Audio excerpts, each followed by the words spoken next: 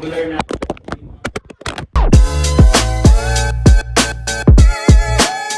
Nararamdaman mo ba, bro? Mahal ka ni God?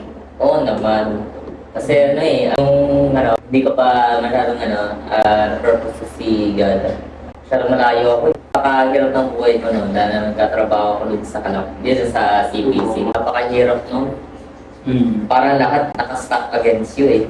Feeling mo parang walang tutulong sa'yo, kaya kailangan mo umasa sa sarili mo. Kaya nararamdaman ko rin yung si Christian talaga rin. Nararamdaman ko rin yung hirap na parang ikaw lang yung kailangan gumawa ng lahat para lang makasurvive.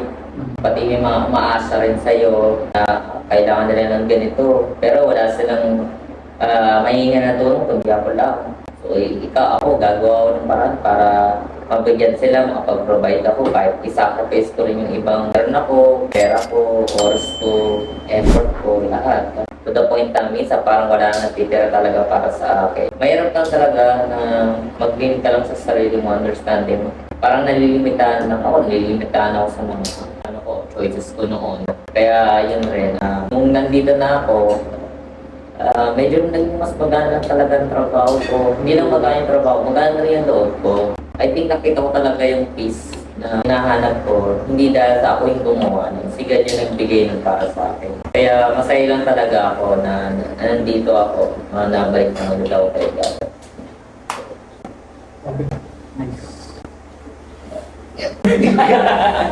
Dali mo mga ako. Let's wrap it up. Jello, ikaw, may masasabi ka? Sa paano mo? Okay lang yan, mga tayo relationship mo. So, yun, may sabi pa kayo. And guys, subscribe. Yan lang guys, I hope, Like and subscribe and share nyo to sa mga social. this real-time situation, parang yung real life series. Documentary. Pwede documentary. So, yun lang. Yun bro, kagaya sinasabi ni Ken, kailangan magkaroon ng decision bro. Bakit?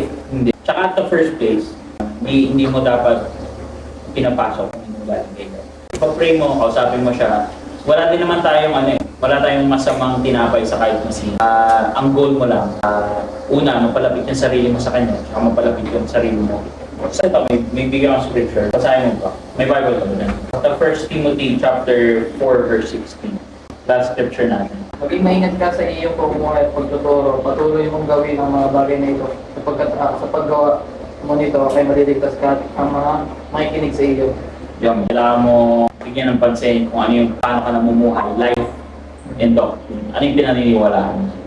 Kasi kung hindi, sabi dito, persevere in them because if you do, you will save both yourself. Una, napapalapit mo yung sarili mo kay God. Napapalapit mo din yung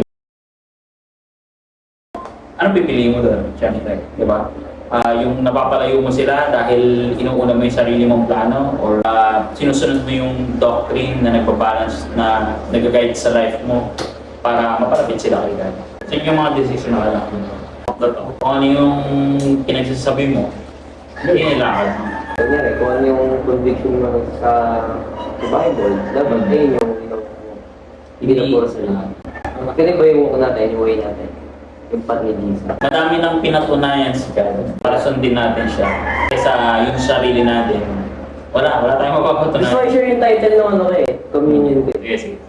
Yung scripture na to, sa 1 Peter siya. Ang ubus ni Ken yung working hours namin. Para tutulog na rin. Tapos Kasi 1 Peter 3:18 sabi ito, For Christ all suffered once for sins, for the unrighteous, that he might bring us to God, being put death in the flesh but made alive in the spirit. Yung title ng is Living Righteously in Suffering, Following Christ. So, in everything na sacrifice niya, ang reason natin para di siya i-follow, di ba? Yung sacrifice niya na dapat tayo yung nagpapako doon, siya yung namatay doon. Ano pa yung kailangan nating response? Sumunod kay Jesus. Sundin yung tulong niya. Ayun. That's it, the session of our tea time. Back to work na kami guys. Like and subscribe. See you again next time. Let's go.